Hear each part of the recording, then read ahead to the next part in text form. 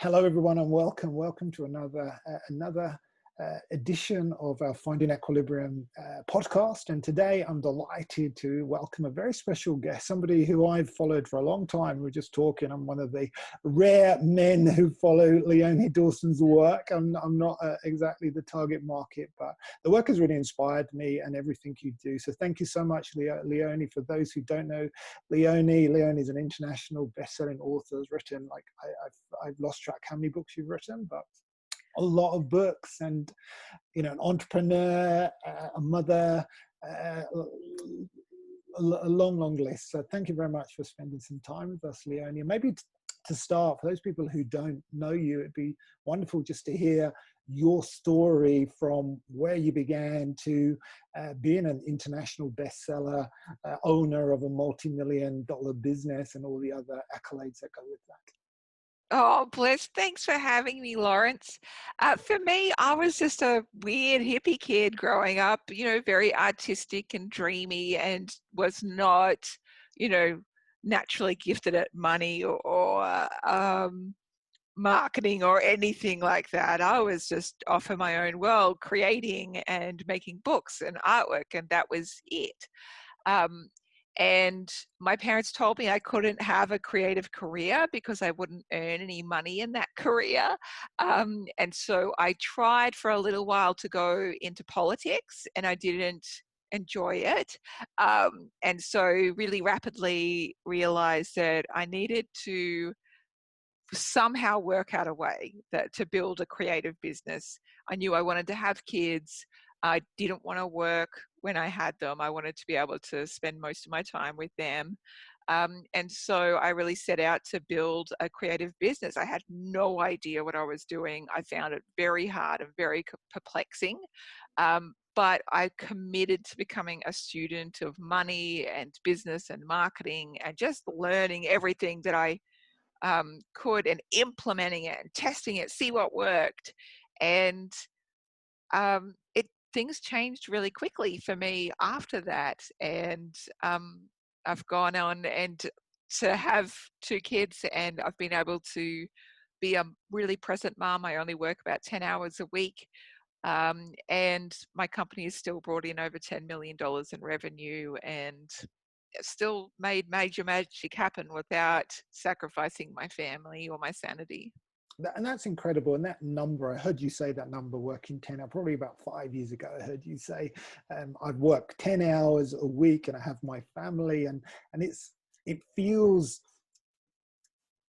unachievable in some ways. And I'd love you to almost dig a little bit deeper into how you manage to compartmentalize your work time with other aspects of your life, so that you don't allow work, particularly when you're running your own business. And I know this, you can easily, when you're working at home, and a lot of people listening are working at home, you can easily end up working 7 days a week, and just because it's easy and accessible. But I'd love you to expand. Is it discipline? Are you very structured? How do you decide what those 10 hours are going to focus on? Sure. So for me, I have to be really disciplined about not working more. So I have no work time. So I do not work ever on weekends. And I really try not to work at all at nighttime as well, and just try and treat that as fun time. And I got to that point because, was just working, and discovered, like, oh, this totally makes me burnt out. This does not make me happy, and I don't do better work. So being quite strict with myself about those non-work hours is really important. And for me, I've never had the luxury of full-time hours to build a business. I've had kids for 10 years. We homeschooled for the last 3 years. And before that, we had little kids. So my kids have never gone into daycare or anything like that. And so they've always been at home with me and my husband. And so our family is kind of like our core, our center, our guiding force. And so the business kind of has to happen like around that. So I only have maybe 2 hours in the afternoon. I've just started work now. And I have I have to do something with my family in 1 hour's time. So right at this moment, I only have 1 hour to work today. Wow. And here's the thing, like when you have very limited amount of time, because even before I had kids, I was working in the public service. So I had to work out really quickly, what is it that gives me the most amount of impact, the minimum effort, and everything else I'm going to have to kill off. I have to follow Pareto's principle that 20% of our 20% of our actions create 80% of our results, and the remaining 80% of our actions only creates 20% of our results. So 20% of our task creates 80% of our profit. And that usually holds true. So you have to experiment and work out what's that 20% that creates the 80% and then kill off the rest of it. Okay, so let's kind of dig a little bit deeper into that, because I think that's key. And I get that at an intellectual level, like 80-20. But when it comes down to killing off the tasks, you know, particularly if these are creative projects that you're attached to, sometimes it's not as easy to work out which ones are going to have the biggest impact. And you've done so many projects, lots of books, and those so the level of output that you've achieved in 10 hours is, you know, extraordinary. It's a huge, and I don't think you've got a massive team of people that you're working with, so you really have mastered the skill of being resourceful and being focused and killing off things that clearly are not serving you. But please share some of your tips that you've learned over the years, because this must have been a muscle that you've honed and developed and really kind of worked through. When I look back at my time, I think, golly, I could literally have, so many of my tasks were not necessarily wasted, but they weren't necessarily projects that were completed. And with the power of foresight, or hindsight rather, we've got that opportunity to go back and change. So it becomes easier. But any tips you have, or guidance to help people really pinpoint the activities or where they should focus their time to get the biggest impact? Sure. So first and foremost, with the creative projects, like I've absolutely done lots and lots of different things. However, I've only done one thing at a time, and then I market the absolute crap out of it. Like it's got to make a lot of money before I can move on to the next thing. So that's the two parts, and that's it's not something that I, particularly enjoy doing. I'd love to just keep on in that creative cycle 24/7, but I do love money. I love making money because it means that I can continue doing all the things that I'm doing. It means that I can continue doing amazing philanthropic projects. So I need to make sure I finish the task and then market the absolute crap out of it, and get the full amount of juice. And when it comes down to it, marketing really is just making sure that you're finding all the people who need your product, and making sure they understand why they need it in their lives, and making it very, very easy for them to say yes. So marketing my projects and just sticking with one project until it's made gold, that's one big thing. And you're right, I don't have a large team. I used to have a large team. I had up to 25 staff at one point. I absolutely hated it. And I found that it meant that I had to work harder and a lot more. And it didn't, it made more revenue, but it didn't make more profit. So for me, you had a bigger business, but a smaller profit. Yeah, and I'm a profit monster. I was like, this sucks. I hate this so much. And so now I run a very, very lean machine. So I have one part-time assistant who works 20 hours a week, and that's it. And she's only just started working 20 hours a week in the last month or so. Before that, she was kind of 5 to 10 hours a week. So we feel quite luxurious having her for 20. Wow. So you must outsource a lot, because just doing the math, if you like, in terms of the output and the books and some of the things that you produce, so you're either super fast at pulling the projects together, or you're outsourcing design and some of these other elements. Are you doing that, or is it all you? You're just Superwoman. Superwoman. Well, no, the thing that I found is, because I used to outsource a whole bunch of stuff, right?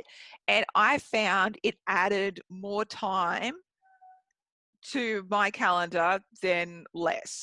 So, Right. for example, when I used to do the workbooks with a whole team that were helping me, we would go through so many iterations of drafts and, just like so many talking meetings to talk about what the books were going to look like, where I can easily just go disappear for, a few weeks, like do the whole thing myself, maybe get my husband to help me on a few things, and then we're done and dusted. And Mhm. so something that used to take me 9 months with a large team takes me like 3 weeks now. That's really interesting. So Brilliant. it's a bit like, and I personally love doing those things. So that's what I do now. And in terms of like outsourcing other stuff, I don't really. What I do is I systemate everything, I streamline everything right back. Because even when you're outsourcing, you still have to pay them. Mm. So that cuts into your profit margins. So, no, I'm going to kill off the stuff that doesn't need to happen. And if the stuff that does need to happen, I am going to systemate the absolute shit out of it, so that it's an automatic process as much as possible. So are you using quite sophisticated technology to systematize different processes? So just bring that to life in terms of your setup to create something like your goals book, for example, which is fantastic. The workbook. How would that be produced? So you would create it yourself, and then you Yep. would set up a back end to do the output. How does that come to life? Yeah, so I have like previously in the past had lots of tech stuff, and then we've custom built solutions and stuff like that. And Mm. it's a massive headache and it's very costly. So now I'm looking for, back end software solutions that are very simple, very integrated, don't need a tech person to do it. So usually what that means with all of my webinars, my courses, my mailing list, kind of my even parts of my website, all of that runs through Kajabi. It's an integrated software system, and that's been amazing for me. In terms of the workbooks, we just streamline it down, so I just use Adobe InDesign. My husband lays it out for me because it saves a little bit of time. I design everything on my iPad. Um, and then once I've gotten it to a point where we have like my assistant look over it, I look over it, any errors get fixed, but otherwise we just pop it straight into using a print on demand software system and printing it that way, because I used to print in China and then like have to send them on three ships across the world to different like distribution houses, and it was a full-blown process and I needed Mm. full-time staff just to manage that. So like it sucked.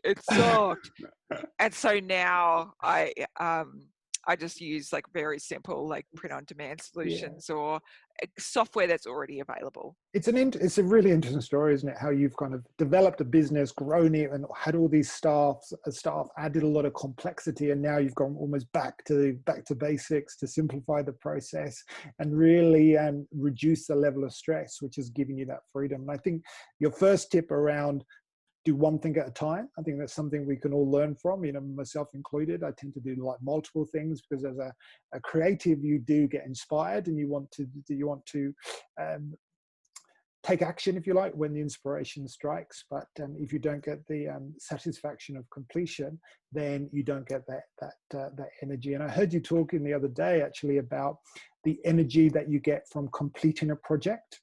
Mm. Which I think is something we often, because when you look at a project, any project, you have the kind of beginning bit, which is exciting, energizing because it's new and different, and then of course you get the middle bit where it's like a lot of heavy lifting. That's often when we lose interest and stop.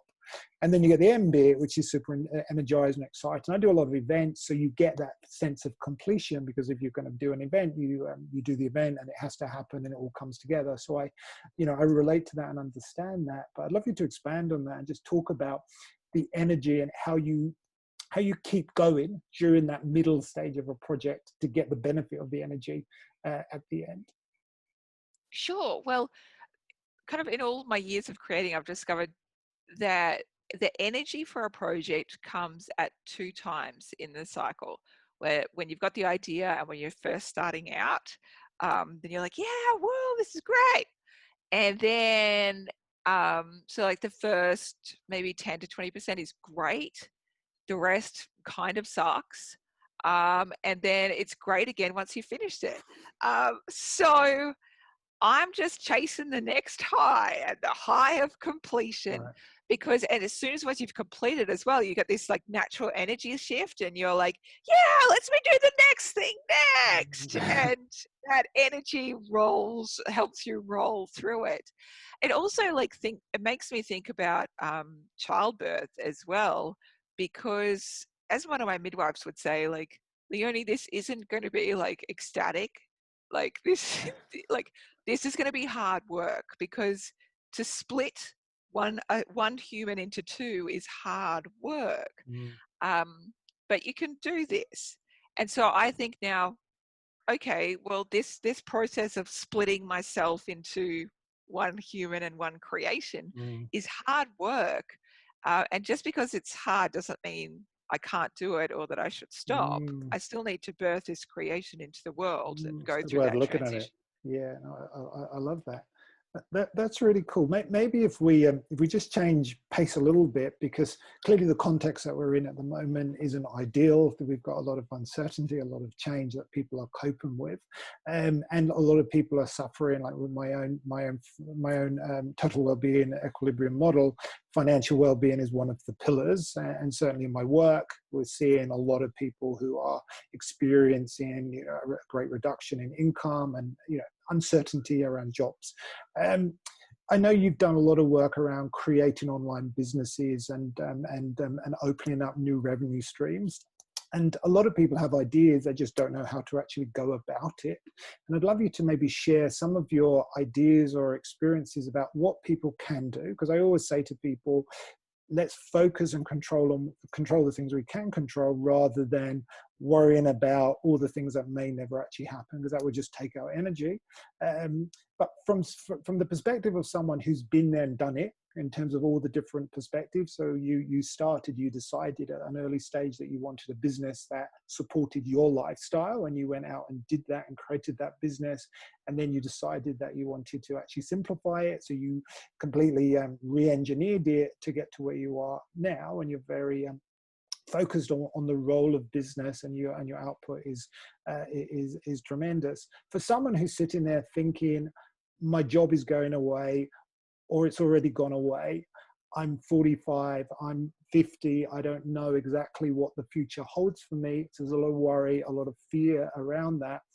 What would you say to someone like that, who is looking for answers, but may have a lot of fear because they haven't done this before? So I want you to know that there is so much possibility and potential, and that there has never been a better time to create new income streams for yourself. Honestly, we are so freaking lucky to have all of the tools at our hand and a worldwide global audience to sell shit to and connect with very, very easily. It's amazing. Like, we are in a prime time. And I want you to know, like, age really doesn't freaking matter. You know, it's kind of like an old paradigm of thinking, Mhm. because you can begin again at any age, and the internet doesn't give a shit about how old you are. Like, I love there's that. Yeah. the internet has so many ways that you can earn money in completely legitimate and professional ways, and it doesn't ask for your age. It's like not interested. It's not interested. All it's interested in is the value that you can bring. And Mm. let me tell you, we all have so much value to bring. Mm.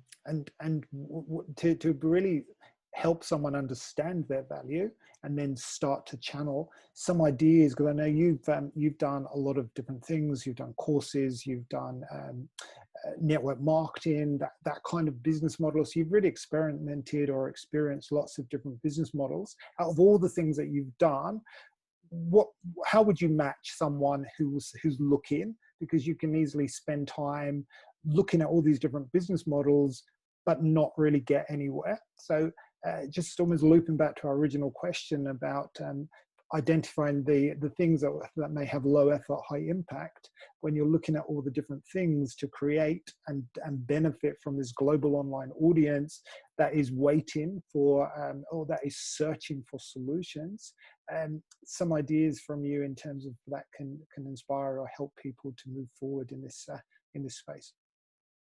Look for what lights you up, look for what excites you, because there are a billion different ways to build a business. There are a billion different business models. And the only way that you find out what works for you is just by testing and playing. Like it's not something that you can necessarily work out on a cerebral front. Mm-hmm. It's kind of like playing around and see what really resonates, see what fits you and your skill set. And, I'm always still trying stuff out. I'm like, yeah, should I try doing it this way? Oh, I didn't like that. Or I'll try doing it this way. Oh, that worked really well. Let's keep doing that. Like it continues to be play and exploration of what really fits your strengths, and what works beautifully for your soul and for what you want to create and for your audience that's out there waiting for you to show up. And to tap into who you are. And I know your workbooks are great resources to help people to really answer some of those bigger questions that many people may not have asked before. Because I think it was you I heard talk about goal setting and how I think it sounded like 3% or a very, very small number of people who actually set goals and write those goals down. Yeah.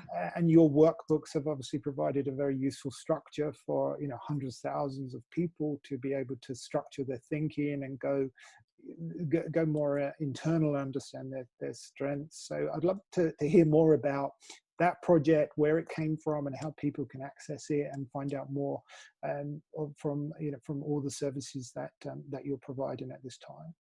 Oh, thanks, Lawrence. The My goal planners and workbooks are something that I started creating about 11 years ago when I was pregnant with my first daughter. And I knew that setting goals was going to help me kind of get through the next year. I knew that my life would change by being a parent. I knew that it would be difficult in all kinds of different ways and that I would have challenges that would never have encountered before. And so I wanted to set myself some goals, kind of like a mast to be able to lash myself to if the waves got too big. And when I looked around what was out there, there was really nothing out there. They were all very like black and white and quite kind of like masculine business focused, like just about work and career, when for me, I wanted something that covered everything, family and health and relationships, all of the things. And I wanted it to be rainbow and inspiring. And so I ended up creating something for myself to be able to fill out. And then when I finished it 3 days later, I was like, no, this is really cute. I'll just put it up online and share it. And if like 100 people think this is rad, and that's cool. I've got 100 friends to set goals with. And it went crazy. And so it's like 400,000 people have used them now. And I recreate them every single year. I've got 5 new products out today, actually. Wow. So there's a business goal getter workbook, a 2021 life goal getter workbook, a weekly planner, a daily to-do list, and like a full wall planner poster as well.